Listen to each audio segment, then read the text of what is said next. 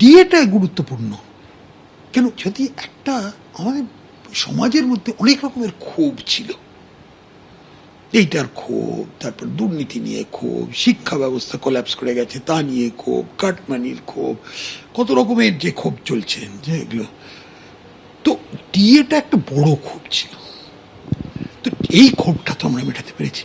আজকে যদি আমি আজকে মানুষের যে প্রতিক্রিয়াটা দেখতে পাই, তাতে আমার মনে হচ্ছে যে এই সরকারি কর্মচারীরা এখন উইলিংলি কাজ করবে, যেটা আগে হয়তো একটু মানে গজগজ করে করতো বলে।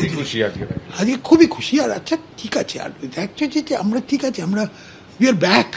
আর এটাও তারাও তো বাঙালি, বেশিরভাগই বাংলার বাসিন্দা, তারাও তো চায় যে একটা পশ্চিমবঙ্গটাকে একটা উন্নতি, একটা ভালো জায়গায় যাক। এবং মুখ্যমন্ত্রী তো প্রতিশ্রুতি দিয়েছেন যে আপনি আর একটা বাজেট করলে বাকিটাও ধীরে ধীরে মিটিয়ে দেওয়া হবে। আমরা সেটা করবো, উনি দিয়েছেন, তো ওটাকে আমাদের টার্গেট, ওটা করতেই হবে। একটা মানে যখন একটা টার্গেট যখন দেওয়া হয় করতে হবে, সেটাও একটা বড় ইনসেন্টিভ।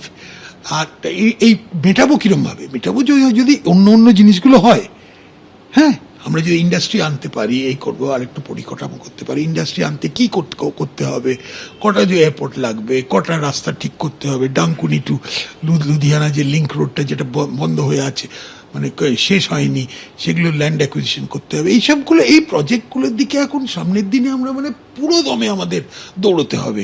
আজকে তো বাজেটটা তো ইজি, একদিক থেকে দেখতে গেলে বাজেটে তো একটা ভাষণ দিয়ে দিলাম 90 মিনিট, ওটাকে বাস্তবায়ন করা এখন করতে হবে। মানুষকে সব জায়গায় প্ল্যানিং করতে হবে, সব জায়গায় ছোট ছোট প্ল্যানগুলো করতে হবে, সব কটা ডিপার্টমেন্ট যাতে কাজ করে সেটা দেখতে হবে। তাছাড়া হচ্ছে যে অনেকগুলো যে পরিকল্পনা আমরা বলেছি যে